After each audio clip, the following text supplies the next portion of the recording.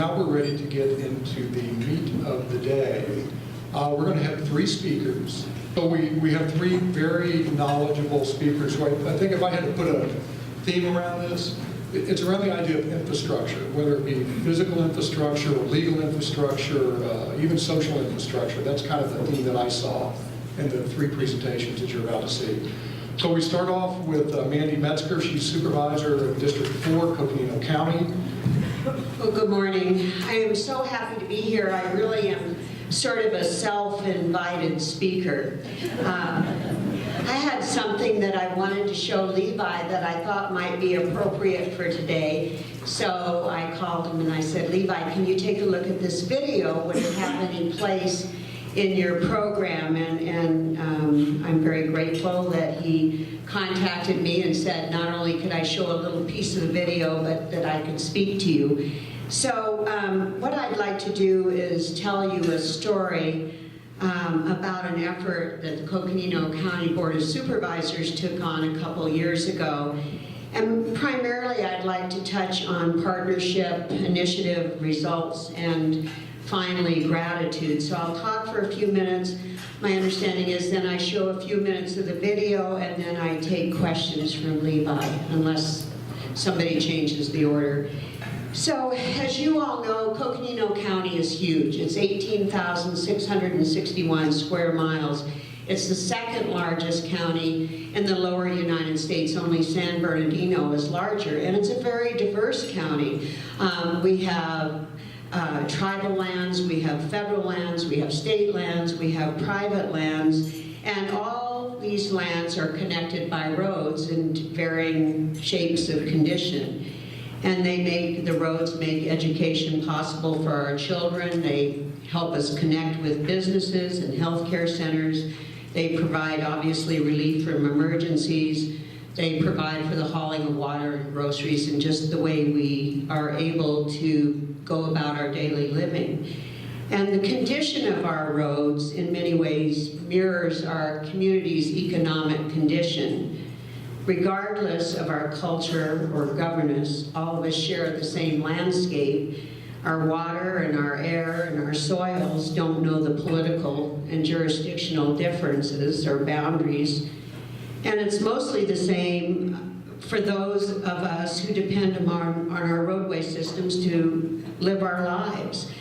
We know that we need to get to a certain destination and our roads will take us there. And in a county where we have over $1 billion in revenue from tourism, roads take on even a deeper meaning.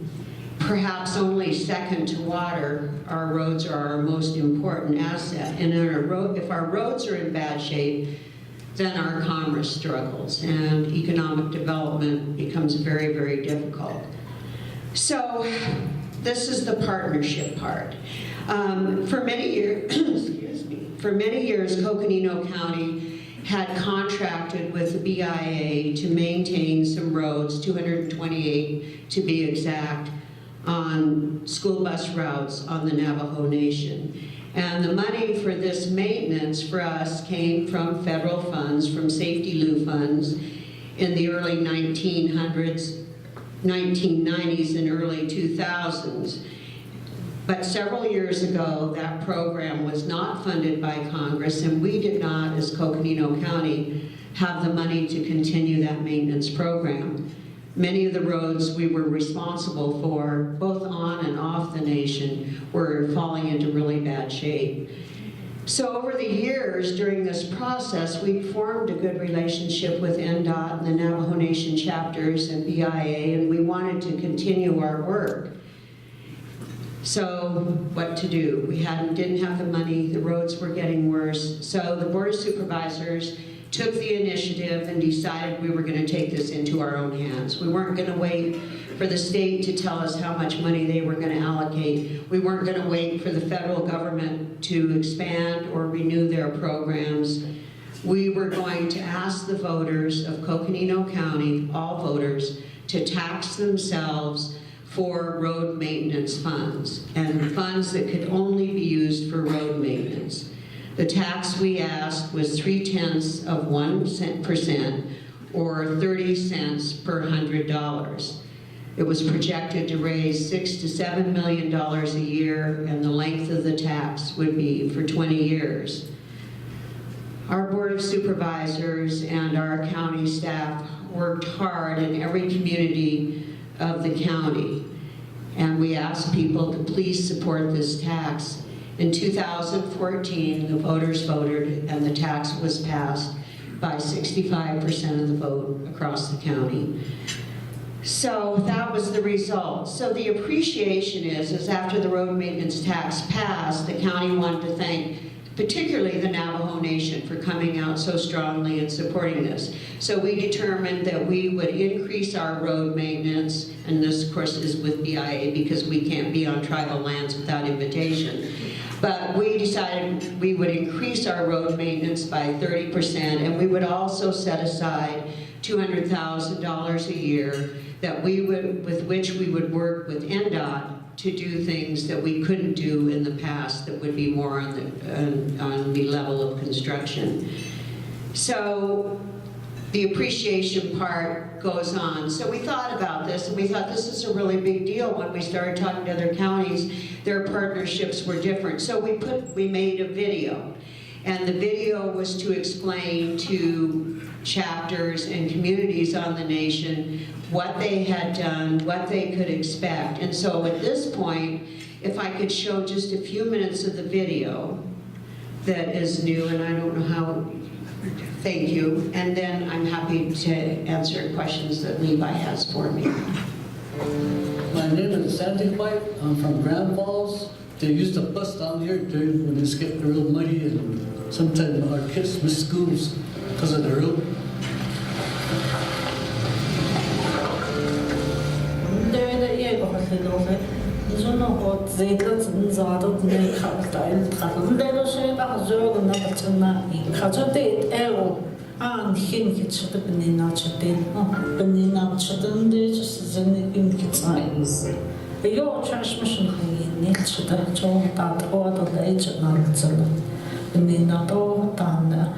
All we ask is that you can a team has that safe. We just need your help.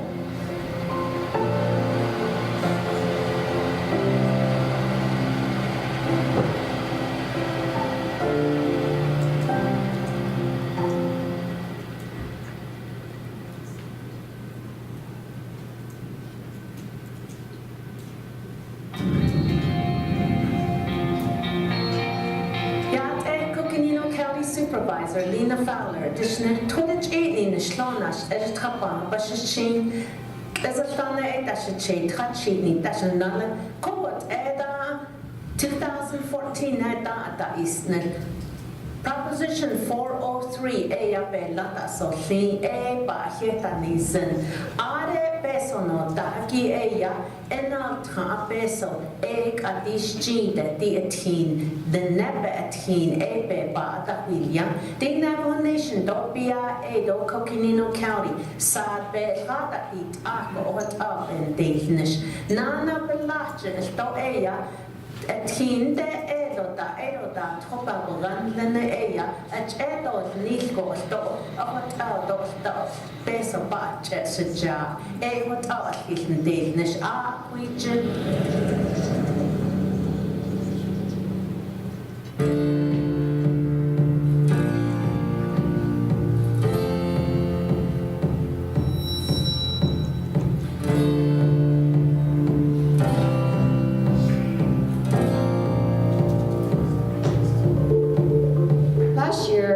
across the county, voters approved Proposition 403, which allowed dollars for maintenance that we didn't have before, and we really want to thank those on the Navajo Nation that voted for this because it will directly be applied to their roads. Right now, we maintain 286 miles of road, and the school bus routes are one of our most important jobs.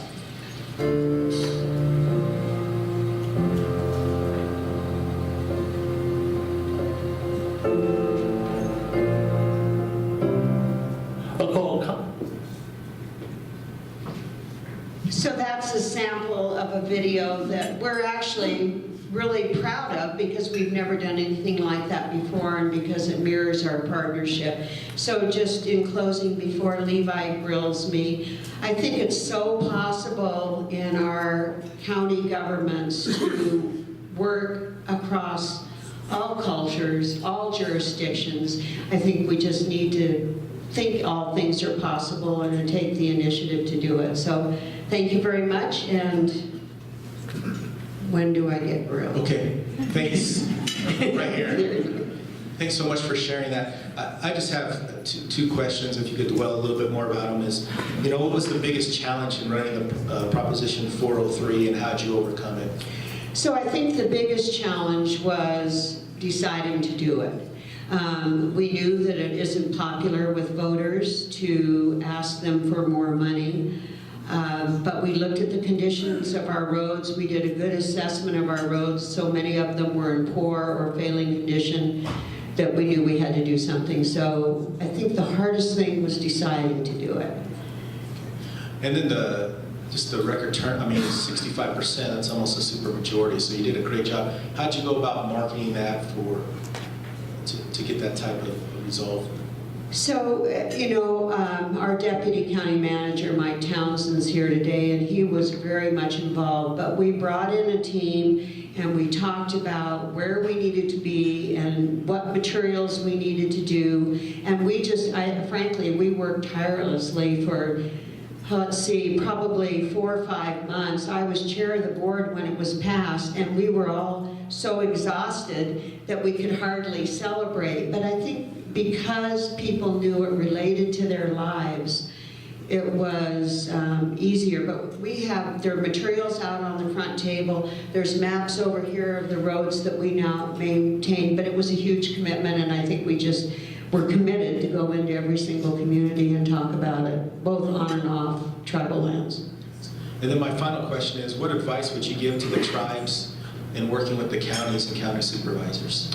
You know, I think there's a great opportunity to work together. I've often said to the Navajo Nation, because they're a third of our landscape in Coconino County, as I sort of jokingly said, I wish you had an embassy in Flagstaff so that we could go to you and we'd know where to go. And I think sometimes our problem is we don't know how to connect with our tribal neighbors. So I would urge any entity that wants to work with us, call us, come visit us, and we'll make some pathways. It's just that disconnect. Where do we go to further, you know, a project or an initiative, or visiting each other is really important.